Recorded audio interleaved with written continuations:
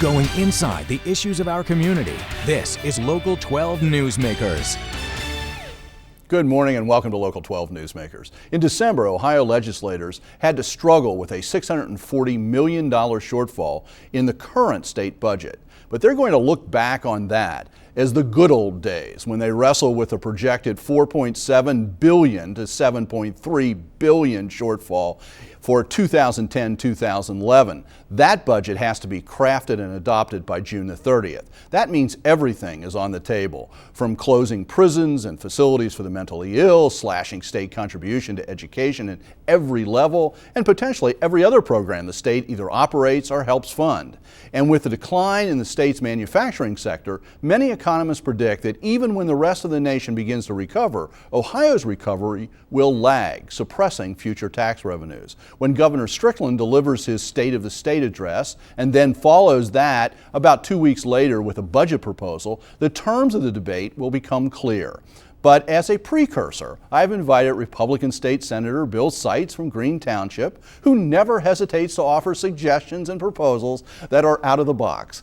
As the process matures, we'll have opportunities to have Democrats and Republicans debate specific choices, but this morning, it's Bill and I. Bill, welcome back to Newsmakers. Good morning, happy to be here. Yeah, you're one of my fun interviews because you got all this.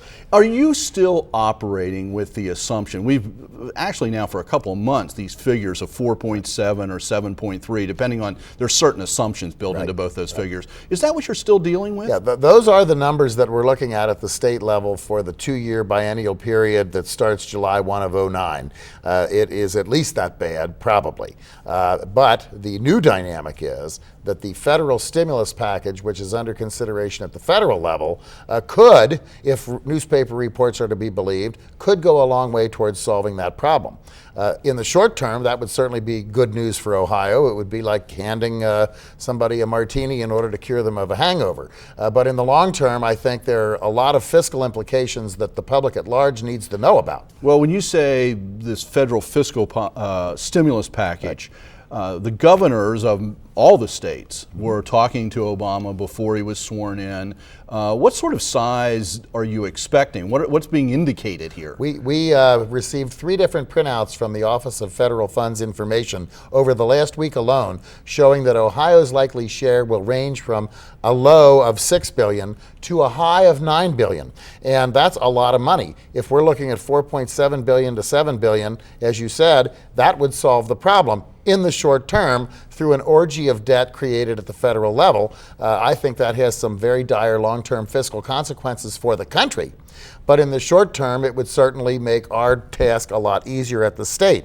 It would also have the unfortunate consequence of allowing us to postpone making some of the hard decisions that need to be made about how we could become more efficient as state government, how we could wring excess cost out of the system without cutting services to the needy or to those we're trying to educate, medicate, and incarcerate. So I kind of wish that we will still have that debate at the state level, because I don't believe we should just postpone these hard decisions and make them the responsibility of our children and grandchildren. When you talk about that kind of stimulus at the state, and we need to remind people, the federal government can run a deficit. Correct. The state cannot. There's right. a different set of budget concerns here. That is absolutely right. When we're talking about something from $6 to $9 billion being put in, you and I were talking ahead of time, you were worried about inflation. And you brought something along with you that you care about. You know, I know you're a historian, and so am I. I used to be a stamp collector, and what I brought along with me is a set of postage stamps from 1923 in Germany alone, in which the postage stamps in 1 year alone went from 200 marks up to 10 billion marks to mail a letter. Now, everybody knows 42 cents mails a letter in the United States, but they went vastly into debt. They had hyperinflation in the Weimar Republic. It ruined their economy, and in 1 year alone, you saw these kinds of inflationary increases. When the federal government talks about another $1 trillion in stimulus, that's a lot of money, and it's all debt. It's an orgy of debt. Our economy is going to be propped up by Arab oil sheikhs and Chinese businessmen willing to buy our T-bills, and that has grave consequences for the long-term future of our country. Well, what about the stimulus? The stimulus is being talked about under Obama's package, as opposed to sending everybody $600 to go spend at Walmart, is to invest in infrastructure. And that has a different dynamic to it. That puts people to work building roads, bridges, schools, whatever the case may be. And that has long-term positive implications. So what about that? Well, I certainly absolutely agree. I'm an infrastructure Republican, and when I think of a federal stimulus package that's appropriate, I am thinking just of that. Federal highway spending, mass transit spending, sewage plant spending to help clean up our water and other pollution technology to clean up our air. All of that is investment in hard assets that can pay dividends. It's worth going into debt, just as you do on your home. You go into debt to have a hard asset that you can live in for 30 years. But that's not what most of the Obama stimulus package is about. According to the printouts that we've received, a big chunk of it is for Title I, which is an education program, special ed money, education technology, child care, and so forth. And that's all good spending too, but it's not stimulus spending. In other words, what I'm afraid of is the federal government is going to go beyond the concept of a stimulus package in the way in which you and I just described it and use it for a huge new outlay of federal money for operational considerations, like paying teachers on an ongoing basis to do the job they're doing now. But one of the arguments is that education is one of the most important areas that we can invest in the long run. So whether it's right after World War II and investing in the veterans to go to college, and lots of people would argue, lots of economists would argue, that that was one of the biggest stimulus to the boom of the post-war. The question is not whether education spending is good and necessary. I agree it is good and it is necessary. The question is it worth going into debt $1 trillion for that? I would say that classic stimulus is you go into debt to create hard assets to put people to work building things. That makes sense. But going into debt for good and valid purposes, for operational purposes, is really not that smart. That's going to be part of the debate at the federal level. What did you think about the stimulus under Bush for the 700 whatever it was, 700 billion. You know, I was not a big fan of that because I agree with you. Most people either saved the money or spent the money buying Chinese televisions. A proper stimulus from the Republican standpoint would have focused on cutting capital gain taxes, would have focused on tax credits for job creation. That kind of stimulus is another good way to stimulate the economy, and that might be the debate we have at the state level if the feds materialize with this $9 billion, which Governor Strickland just yesterday said, that's more than I asked for. Do you know? What did he ask for? Do you know? He asked for $5 billion, and the estimates now are ranging from $6 to $9 billion. In the Columbus Dispatch yesterday, Governor Strickland said that would exceed what I asked for, wouldn't it? And so I think that's a commentary on Miss Pelosi and let's Mr. Reed. Let's not get off into the federal stuff too much here, although that potentially completely changes our discussion. But if we're going to focus, if we really do have a crisis, and crises have a way of focusing people's attention about what needs to be done structurally, and allows you to do things that you can't do when things are just sort of either good or sort of bumping along. Right. What are some of the practical things that you would like to see changed in the state budget that you think would have an impact? There are a lot of things that we can change in state law that would help, and let me rattle through a bunch of them. We currently require all of our colleges, when they build buildings, to use at least 1% of the total construction funds buying artwork.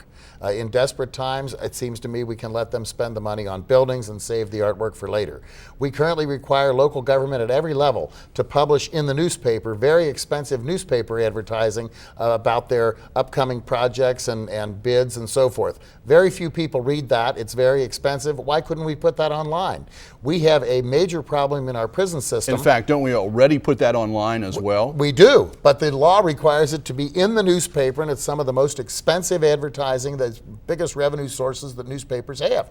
We have in our prison system a lot of opportunities to get smart on crime. Putting people in an institutional situation for low-level felonies, for misdemeanors, for, frankly, some of our drug possession offenses. It really is not effective, and it is very expensive. Let's take advantage of GPS technology. Let's take wider advantage of community control sanctions. Let's try to get smart on crime. We have prisoners in there who are medically costing us even more than the average cost of a prisoner. Isn't it appropriate to give judges the discretion to release those people early if they're 75 years old and costing the state $50 or $60 or $90,000? There's a lot of things we can do to incentivize local school districts to cooperate. I'm not talking about merging school districts. That would be probably a discussion for another day. But I am talking about getting them to consolidate their back office functions. Maybe one business manager serving 3 school districts. Maybe joint purchasing of all their school buses. Maybe a joint contract to privatize the school bus service across 3 or 4 small districts. We have 613 school districts in the state of Ohio. There's a lot of ideas like that I think are worthy of exploration. We have natural gas that can power buses and mass transit vehicles. It burns cleaner. Natural gas is cheaper than gas when gas was at $3 or $4 a gallon. But we don't have an infrastructure that will have enough places to dispense that CNG natural gas. We should create a tax incentive program to incentivize our metro companies, our school bus fleets, to get the infrastructure in place to use CNG for their vehicles. These are some of the things we can do, and there's a host of additional ideas. You know, some of the things that you've just run through there, and you've run through a bunch of them, are things, especially in that energy area, are things that environmentalists might approach from this is better for the environment. Right. You're approaching this saves money too. Saves money, but it takes an initial upfront investment. Right. So, for example, in Hamilton County, when the Queensgate facility had to be closed down, the sheriff had to close down 800 beds. One of the questions I asked at that time was, well, does that mean we're going to be using more GPS, more ankle bracelets and all of that? Well, that's not in the current budget. You do have to invest some money up front in order to save some money in the long run. So there are those sorts of decisions that have to be made. On the natural gas front that we were just talking about, I propose opening up more state-owned land for oil and gas exploration. The royalties from that would then enable the state to make that upfront investment in those refueling centers. On jails, Representative Brinkman, former Representative Brinkman, and I collaborated on a bill that will allow the sheriff to house prisoners in adjacent states if their jail rates are cheaper. They didn't have that authority until the end of last year. So we're trying to pursue creative opportunities, and the common theme of all this, Dan, is you don't have to cut services if you get smart. I don't like the constant dynamic we're in where we're either raising taxes or cutting valuable services. We should be focusing on efficiency in government and trying to make it run more efficiently. Well, there's some real tough areas around, say, the state retirement program, the Medicaid issues, these sorts of basic services that, you know, how do you deal with that? Because that's where the big dollars are. Well, one of the good things about the federal stimulus package is Medicaid is a federally mandated program. And so in these times when people are out of work, more people are going to apply for those kinds of benefits. And I do like the fact that in the federal stimulus package, they are going to make a meaningful additional investment in helping the states implement this federally mandated program. Even though that's not infrastructure spending. It is not infrastructure spending, but it is social safety net spending, which is also an appropriate thing to do in a depression. Especially during this time. And I think we're in a depression. I mean, I think we're verging on a depression. It's certainly depressing reading the business section of the Cincinnati Enquirer every day, as I did before I got here this morning. What about state retirement funding? That's a program totally run by the state. Is that funded at a level? Can we maintain that, or what are we looking at there? Our pension funds are in relatively good shape in terms of delivering the pension benefits that the retirees are guaranteed, but they are not in very good shape in terms of being able to continue the health care benefits, which are not guaranteed, but which have long been provided. I think at some point, perhaps in the last 8 years of my political career, we're going to have to be looking at telling folks that the benefits, new hires, the benefits are not going to be as rich for you at the end of your 30-year career as they were for the folks who are retiring now. Either that, or we're going to have to raise the employer and the employee contribution into those pension funds. And I have, virtually alone among Republicans, I have sponsored legislation that would do that. Didn't go anywhere.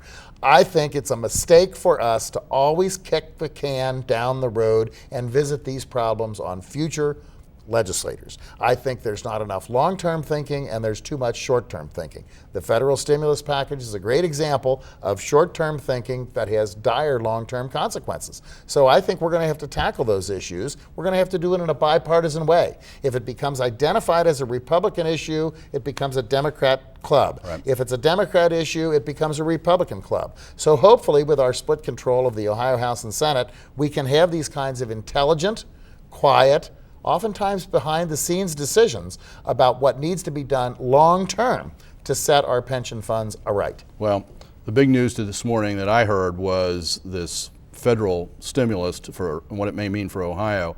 And let's hope, I personally have to agree with you, I hope that this doesn't delay all of those hard discussions. Right. Thank you very much for being here. Enjoyed it.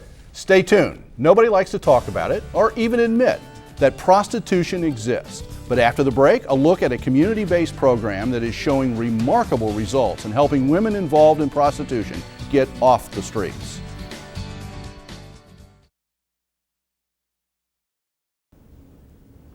Okay, that sounds good.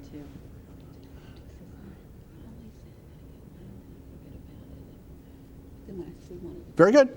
Thank you.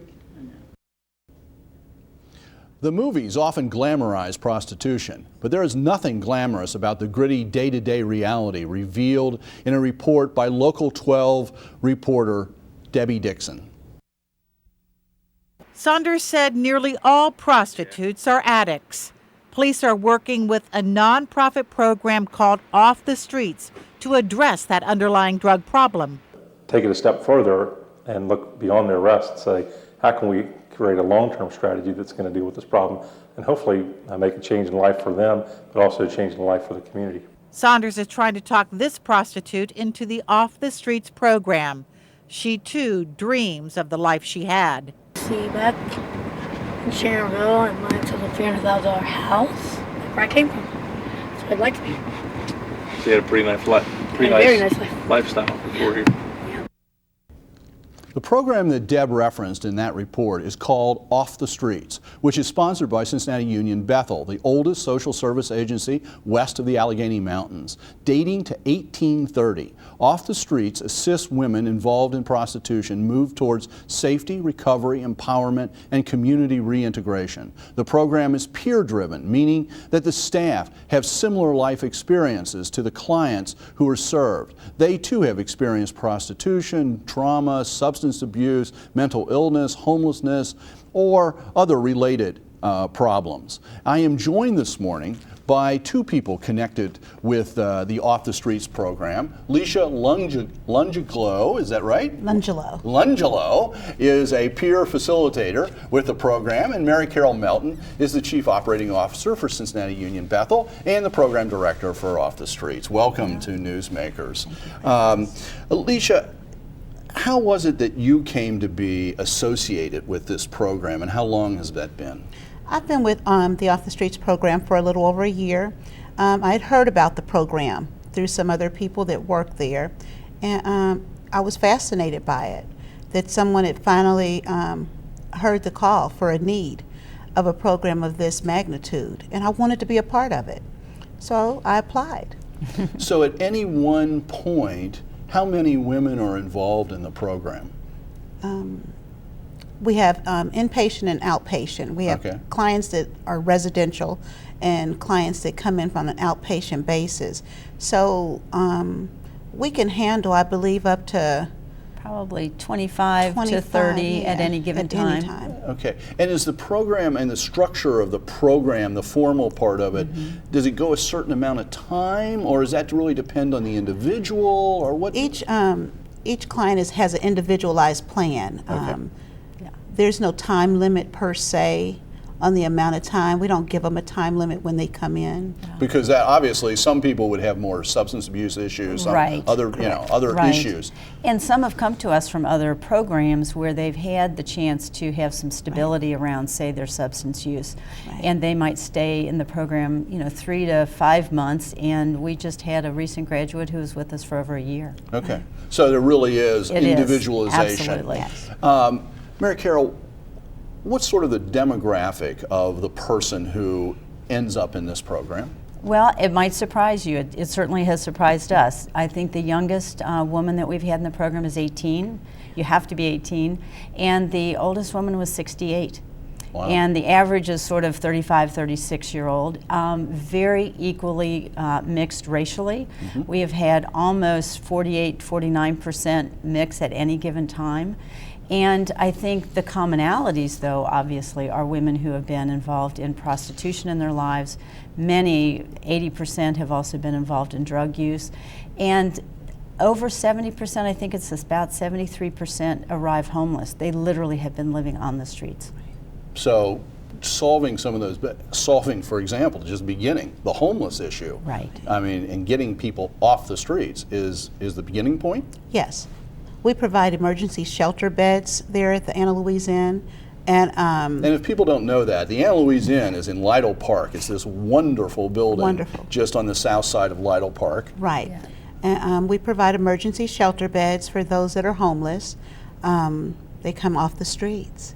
Yeah. And we provide shelter, food, clothing, and bring the women in. And is there ultimately the hope of, and knowing, looking at the statistics on this, almost none of the women have regular employment outside, when they come to the program, outside of the prostitution. Is there an attempt at some job training and placement? In the beginning, we bring them in and get them stabilized, and then we set them up within the community, integrating them in the community, connecting them up with other agencies and services in the community, job placement, job assistance programs, schooling, things of that nature. Yeah. Whatever they need. And really, that's really the beauty of the program. When we first started this, it wasn't to replicate existing services. There are many agencies who provide job training. Our job is to get the women connected.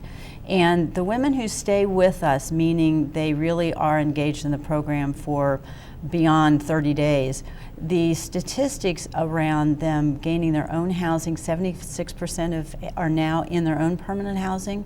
Going from homelessness to permanent housing in a short period of time is really amazing. It's huge. Back in school, one success story, and we can talk about statistics, and we have one graduate who had been homeless for 11 years, Dan, living on the streets of Cincinnati. We had been contacted by a lot of community members who were very concerned about this woman. She was with us for a year. She has her own housing. She's just completed her 4th quarter of college with a 4.0 average, and she'd been living on the streets for 11 years. Wow. Now, in that package that Deb Dixon did, there was a police officer, and I think maybe people think that the police officers are the hostile. They're out there enforcing the law. What's the relationship with between the program and the Cincinnati Police Department? It's a wonderful relationship. They're out there, so they become vested in the ladies that they see out there. They will bring them to the program to get them in the program. If there's a bed available, we take them in. Right. They don't want to see them locked up. They want to see them get help. Right. And I will just say, because during the year of planning, we're the lead agency, Cincinnati Union Bethel. There are over 20 agencies who are involved in the planning of this program, and the police department was right out in front. And I will tell you that Lieutenant Colonel Vince DeMasi was a real driving force in helping unite this. One of the real practical issues here is, in another context, we talk about pressures on jail space, and it's kind of silly to be locking people up and just running them through the system. What sort of impact does this have in terms of affecting how women end up in the judicial system? Well, again, let me just go back to our planning process, Dan. One of the reasons that this population was being looked at is because the women involved in street prostitution and solicitation were recidivating through the jail. They were in and out all the time. And nothing was, there was nothing to stop it, basically. And our statistics, because we do keep track of whether we can save jail days, I think we do it at a 6-month interval. Right. Excuse me, the women who were involved in prostitution 6 months prior to coming to us, and we looked at those numbers again 6 months after, we had saved over 2,800 jail days. that's huge. It's amazing I mean, statistic. it's huge on the system, but think of the woman's quality of life. Think of the communities that aren't having the arrests. Lisha, I'm aware of time, so I want to move on. Very quickly, what if someone's watching who has a friend or a relative who's on the streets and involved in prostitution, what can they do to try to help them move? What can they say, what can they do to try to make a difference for that person and get them to this program? First of all, let them know that they care and they love them, that they don't have to stay out there. There is a place they can go to where people care and people understand. That's a big one. Okay. Very big. There's no shame. Okay. I want to make a point that there is a fundraiser to help support this program. And when is it? It is February 6th. February 6th. And we have some screen problems, but the way you find out about this is 513-768-6907. 768-6907. So thank you very much. I really appreciate you being here this morning. And thank you for making Newsmakers a part of your Sunday morning. Join us again next week to meet the women and the men shaping our community for the future. Have a good week.